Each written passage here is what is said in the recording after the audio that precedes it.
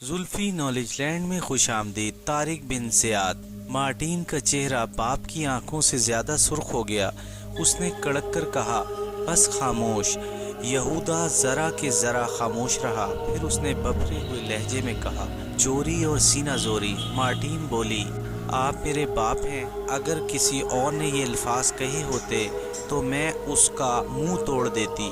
यहूदा ने जॉर्ज की तरफ इशारा करके नफरत के साथ कहा, तो जाओ इस नौजवान का मुंह तोड़ दो। सबसे पहले ये बात इसी के मुंह से निकली थी। मार्टिन ने कहा, वो तो दीवाना है। यहूदा चीखा और उसने कहा, लेकिन तूने मुझे भी दीवाना बना दिया है। इससे ज्यादा चीखी और इसने कहा, लेकिन क्यों, क्या हुआ आखिर, कौन सा गजब हो गया। अगर अभी तक आपने वीडियो को लाइक नहीं किया तो वीडियो को लाइक कर लें, चैनल को सब्सक्राइब कर लें और बेल आइकन को ज़रूर क्लिक करें ताकि हमारी आने वाली वीडियोस की नोटिफिकेशन आपको मिल सके। यहूदा ने कहा, तुझ में सवाल करने की हिम्मत है। वो बोली, हाँ है, और इसलिए कि मैं वो नहीं हूँ जो आप समझते हैं। यहूदा की जान में जान आई, लेकिन इसे यकीन नहीं आया। इसने कहा, कैसे मान लूँ। मार्टिन बड़े गौर के साथ बोली, आपने मुझे पाला पोसा। आपसे ज़्यादा मेरी तबीयत का शनासा कोई नहीं। अगर आप भी ये गुमान करते हैं तो मैं कोई सफाई नहीं देना चाहती। मैं जॉर्ज को माफ़ कर सकती हूँ, लेकिन आपको नहीं। ये कहकर उसने अपनी उंगली से चमकती हुई अंगुश्तरी उतारी और कहा, ये हीरे का टुकड़ा मेरी सदाकत का सबूत देगा और मेरे मरने के बाद आपको यकीन आएगा कि मैं जैसी यहाँ से गई थी वैसी वापस आई हूँ। अगर मैं यहाँ से जाते वक्त पाक दामन थी तो अब भी हूँ। करीब था कि हीरे का नग मार्टिन मुंह में रख ले कि रॉक्सीन, यहूदा और जॉर्ज ने लपक कर इसे दबोच लिया। जॉर्ज ने बड़ी मुश्किल से अंगूठी इससे छीनी और बहते हुए खून को पोंछते हुए कहा, ये ना करो मार्टिन, मुझे यकीन है तुम पाक दामन हो। वो बोली, मुझे तुम्हारे यकीन की परवाह नहीं। यहूदा ने रोते हुए कहा, बेटी मुझे भी यकीन है। वो कहने लगी, अब आपके यकीन की भी परवाह नहीं करती। रॉक्सीन रोती हुई आगे बढ़ी और अपने कमज़ोर हाथों को बढ़ाकर उसने बेटी को सीने से लगाया और पुरनम आंखों के साथ कहा, क्या मेरी भी परवाह नहीं। मार्टिन ने कोई जवाब न दिया और माँ के शाने पर सर रखकर फूट फूट कर रोने लगी। जॉर्ज ने हथकड़ी उठाकर अपने ज़ख्मी सर पर मारी। खून और ज़्यादा तेज़ी के साथ बहने लगा। मार्टिन लपक कर आ गई। इसने जॉर्ज का बहता हुआ खून अपने दामन से साफ करके अपनायत की गुफ्तगू के लहजे में कहा। इसने जॉर्ज का बहता हुआ खून अपने दामन से साफ करके अपनायत की खफगी के लहजे में कहा, जॉर्ज तुम्हें क्या हो गया है, होश में आओ, इस तरह तो तुम मर जाओगे। वो बोला, हाँ मैं मरना चाहता हूँ। जब तुम्हें मेरी परवाह नहीं तो ज़िंदगी किस काम की। जाने दो, मौत ही मेरा इलाज है। जॉर्ज ने फिर अपने दोनों हाथों से हथकड़ियाँ सर पर मारने के लिए उठाईं। जॉर्ज ने फिर अपने दोनों हाथों से हथकड़ियाँ सर पर मारने के लिए उठाईं तो मार्टिन ने पकड़ लिया और मतानत के साथ कहा, क्या तुम मेरा हुक्म नहीं मानोगे। जॉर्ज ने हैरत से मार्टिन को देखा और कहा, हुक्म, तुम मुझे हुक्म दे रही हो। वो बोली, हाँ। वो कहने लगा, तुम मुझे इस काबिल समझती हो कि हुक्म दो, क्या मैं इस काबिल हूँ। मार्टिन ने फिर सिर्फ एक लफ्ज़ कहा, हाँ। वो दीवानों की तरह हंसने लगा और इसने कहा, मैं कितना खुशकिस्मत हूँ। अस्कफ़े आज़म को जब मेरी खुशकिस्मती का हाल मालूम होगा तो जहर खा लेगा। कहाँ है कमबख्त। मार्टिन ने जवाब दिया, कहीं बाहर गया है, दौरे पर। जॉर्ज ने कहा, कब आएगा। मार्टिन ने कहा, तुम्हें क्या, आ जाएगा जब उसका जी चाहेगा। जॉर्ज ने अजीब बेताबी के साथ कहा, मरने से पहले इसे एक मर्तबा बता देना चाहता हूँ कि मैं इससे ज़्यादा खुशकिस्मत हूँ। फिर वो बड़े जोश से चीखा, मैं इस पर साबित कर देना चाहता हूँ कि तशद्दुद में वो क़ुव्वत नहीं जो अतात में है। वो तशद्दुद से मार्टिन को ना जीत सका और मैंने अतात से जीत लिया। मार्टिन ने एक अंदाज माशुकाना के साथ कहा, तुम मरने की बातें क्यों करते हो। वो बड़ी बेबसी के साथ बोला, मरने की इजाज़त भी नहीं। वो कहने लगी, कह चुकी नहीं, सुन भी तो चुको किसी तरह। आखिर कितनी मर्तबा कहूँ तब सुनोगे। जॉर्ज वफूद जज्बात से बेकाबू होकर बोला, मरने की इजाज़त नहीं, ज़िंदा नहीं रह सकता, फिर आखिर क्या करूँ। मार्टिन बोली, क्यों ज़िंदा नहीं रह सकते। फिर वही दीवानेपन की बातें कहने लगा, बात करने की इजाज़त भी नहीं। अच्छा खामोश रहूँगा, अब कुछ ना बोलूँगा, लेकिन अपने दिल को क्या करूँ। मार्टिन ज़रा मुस्कुराती हुई बोली, ये नया शगुफ़ा खुला, दिल को क्या हुआ। कुछ देर ठहर कर मार्टिन ने कहा, कैद खाने में ये बातें अच्छी नहीं लगती, अगर किसी ने सुन लिया तो लेने के देने पड़ जाएंगे।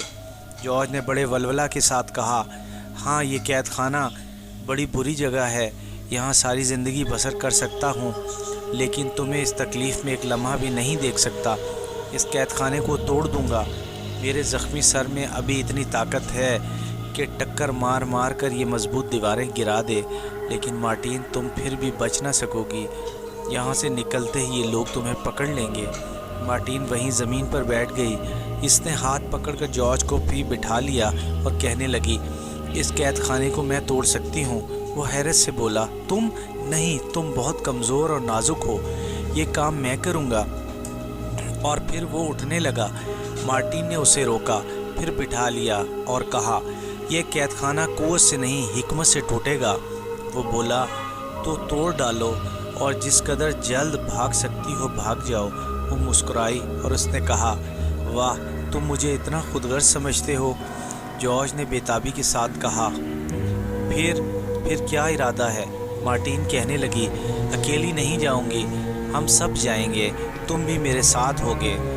करीब था कि इन बातों से जॉर्ज को शादी मर्ग हो जाए। वो टिकटिकी बांधे मार्टिन को देख रहा था, लेकिन इसकी ज़बान खामोश थी। मार्टिन ने पूछा, मेरे साथ चलोगे। जॉर्ज बोला, अगर तुम ले चलोगी तो। मार्टिन ने कहा, लेकिन तुम्हें मालूम है हम कहाँ जाएंगे। जॉर्ज ने कहा, नहीं जानता और जानना भी नहीं चाहता, तुम जहाँ भी चलो मैं तुम्हारे साथ हूँ। मार्टिन संभल कर बैठी। उसने कहा, लेकिन एक बात सुन लो। जॉर्ज ने कहा, कहो, सुन रहा हूँ। मार्टिन ने कहा, मेरे साथ चलने के मानी क्या हैं जानते हो। जॉर्ज बोला, बता दोगी तो जान लूँगा। मार्टिन ने कहा, मेरे साथ चलने के मानी है कलीसा से बगावत। जॉर्ज जोश के साथ बोला, मैं कलीसा का सबसे बड़ा बागी हूँ, इसकी ईंट से ईंट बजा देना चाहता हूँ। मार्टिन ने कहा, मेरे साथ चलने के मानी है बादशाह सलामत से बगावत। जॉर्ज और ज़्यादा जोश से बोला, मैं बादशाह से भी बगावत करूँगा, वो इस लायक नहीं कि बादशाहत कर सके। जालिम है, एयाश है, खुदगर्ज है, उसने मेरे प्यारे वतन को जहन्नुम का नमूना बना दिया, मैं इसके ख़िलाफ़ तलवार उठाऊँगा। मार्टिन ने निगाह तवज्जो से जॉर्ज को देखा, कुछ देर देखती रही, फिर बोली, मेरे साथ चलने के मानी है मुसलमानों से दोस्ती, उनकी रफ़ाकत। जॉर्ज कुछ देर तक सर झुकाए सोचता रहा, फिर उसने मार्टिन पर एक निगाह डाली और एक ठंडी सांस भरकर कहा, मार्टिन मैं इसके लिए भी तैयार हूँ। जॉर्ज कुछ देर खामोश रहकर बोला, तुम्हें हैरत होगी कि मैं इस आखिरी बात पर क्यों तामुल के साथ तैयार हूँ। मार्टिन ने कहा, हाँ है तो बताओ क्यों। जॉर्ज कहने लगा, कलीसा की गंदगी देखकर इसके ख़िलाफ़ बगावत करना सवाब समझता हूँ। बादशाह वक्त सफाकियों और दरिंदगियों के ख़िलाफ़ तलवार उठाना भी मेरे नज़दीक सवाब ही है, लेकिन वतन मुक़द्दस के ख़िलाफ़ जंग करना और वतन के दुश्मनों का साथ देना मेरे नज़दीक बहुत बड़ा गुनाह है। इसे खुदावंद यसू मसीह कभी माफ़ नहीं कर सकते। मार्टिन ने सवाल किया, फिर तुम कैसे राज़ी हो गए। जॉर्ज ने जवाब दिया, मुसलमानों के सिवा अगर तुम हमारे किसी और दुश्मन से साज़बाज़ करती तो इस मोहब्बत के बावजूद जो मेरे दिल में तुम्हारी है मैं साफ इनकार कर देता, लेकिन मुसलमानों का नाम सुनकर मुझे खामोश हो जाना पड़ा। मार्टिन बोली, यही तो पूछती हूँ, आखिर क्यों। जॉर्ज ने कहा, इसलिए कि वो इंसान नहीं, रहमत के फरिश्ते हैं। वो किसी पर जुल्म नहीं करते, किसी को सताते नहीं, किसी के मज़हब में मदाखलत नहीं करते, अदलो इंसाफ के मामले में किसी के साथ खुद रियायत नहीं करते। इनके हाँ ऊंच नीच की तमीज़ नहीं, वो हर इंसान की इज़्ज़त करते हैं, हर मुसलमान को अपना भाई समझते हैं। वो खुदा से डरते हैं, इसके बंदों के साथ बुरा सलूक नहीं करते। مسلمان اگر اس دیس میں آ جائیں تو یہ اجڑی ہوئی زمین پھر ایک مرتبہ جنت بن جائے۔ انہیں آنا چاہیے، وہ آئیں گے، انہیں اب کوئی نہیں روک سکتا۔ وقت کی پکار یہی ہے، قدرت کا فیصلہ یہی ہے، حالات کا تقاضا یہی ہے۔ ظلم کا پیالہ لبالب بھر چکا، اب وہ چھلکنے کے قریب ہے، اسے کوئی نہیں روک سکتا، نہ غریب جارج، نہ با اقتدار اسقف اعظم، نہ بادشاہ وقت راڈرک۔ مارٹین نے کہا، پھر تم پہلے ہی مسلمانوں سے کیوں نہ مل گئے؟ جارج نے کہا، پہلے میری آنکھیں بند تھیں، اب کھلی ہیں۔ اگر یہاں نہ آنا پڑتا اور اسقف اعظم کا حتف ستم نہ بنتا تو ہرگز میری رائے نہ بدلتی۔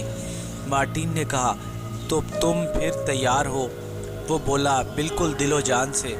پھر مارٹین نے اپنی اور لیزنا کی ساری باتیں دہرائیں اور کہا، اگر میں چاہتی تو تمہیں دام فریب میں اسیر کر کے لے چلتی، لیکن یہ میری سرشست کے خلاف ہے۔ میں تمہیں دھوکہ دینا نہیں چاہتی ہوں، صاف اور سچ کہتی ہوں، یعنی تم پر ترس آنے لگا ہے۔ اس مرحلے پر اگر میرا ساتھ دو گے تو میری روح اور جسم کا مالک تمہارے سوا کوئی نہیں بن سکتا۔ جارج نے کہا، میں دل و جان سے تمہارے ساتھ ہوں۔ آخر طے ہوا کہ لیزنا کے عارضی اختیار سے فائدہ اٹھا کر اسقف اعظم کے آنے سے پہلے اس دیس سے باہر نکل جانا چاہیے۔ قافلہ بیکرہ سبتہ میں لیزنا کو اسقف اعظم کی دی ہوئی انگوٹھی نے بہت کام دیا، کلیسا کے اندر بھی اور کلیسا کے باہر بھی۔ جہاں کہیں کوئی مشکل پیش آئی، اس انگشتری نے جادو کا کام دیا۔ ممکن نہ تھا کوئی اسے دیکھے اور بے چوں چرا سر تسلیم خم نہ کر دے، بے چوں چرا سر تسلیم خم نہ کر دے۔ کلیسا سے باہر نکل جانا تو کچھ مشکل نہ تھا، اصل مرحلہ تھا سبتہ پہنچنا۔ اگرچہ اس وقت تک سبتہ کے بادشاہ اور اندلس کے شہنشاہ میں کوئی لڑائی نہیں تھی، نہ اعلان جنگ ہوا تھا، نہ بظاہر تعلقات تلخ تھے، پھر بھی ایک غیر محسوس کشمکش جاری تھی۔ اندلس اور سبتہ کے مابین آمد و رفت میں کچھ تعطل سا پیدا ہو گیا تھا۔ جو لوگ اندلس سے سبتہ جاتے تھے وہ اب بغیر روک ٹوک کے نہیں جا سکتے تھے۔ معلوم کیا جاتا تھا کہ یہ جانے والے کون ہیں اور ان کے جانے کا مقصد کیا ہے۔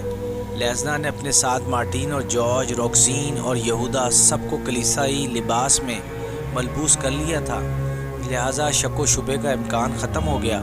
پھر بھی جب یہ لوگ کشتی پر بیٹھے تو ایک افسر نے آ کر دریافت کیا، آپ لوگ کہاں جا رہے ہیں؟ لیزنا نے کہا، فی الحال سبتہ اور وہاں سے سیاحت کرتے ہوئے یروشلم بیت المقدس۔ افسر نے پوچھا، سبتہ میں کوئی خاص کام ہے؟ لیزنا نے اسقف اعظم کی انگشتری دکھائی اور کہا، کیا تم اسے پہچانتے ہو؟ افسر نے سر تسلیم خم کر دیا اور کہا، اپنی غلطی کی معافی چاہتا ہوں، آپ تشریف لے جائیں۔ کشتی چل پڑی اور پھر سمندر کے ہچکولے اور موجیں تھپیڑے، آخر کار یہ مرحلے بھی ختم ہوئے اور دوسرے روز یہ چھوٹا سا قافلہ سبتہ شاہی محل پر موجود تھا۔ لیزنا اپنے ساتھیوں کو لے کر محل میں داخل ہوئی۔ اس نے داروغہ سے کہا، میں شہزادی مریم فلورنڈا کی چچا زاد بہن سے ملنا چاہتی ہوں۔ داروغہ نے پوچھا، کیوں؟ وہ بولی، آپ کو یہ پوچھنے کا حق نہیں، وہ مجھے جانتی ہیں، میں ان کی سہیلی ہوں۔ وہ اور میں اکٹھے شاہی آداب سیکھنے شاہی محل کی درسگاہ میں گئے تھے، آپ انہیں اطلاع کر دیجئے۔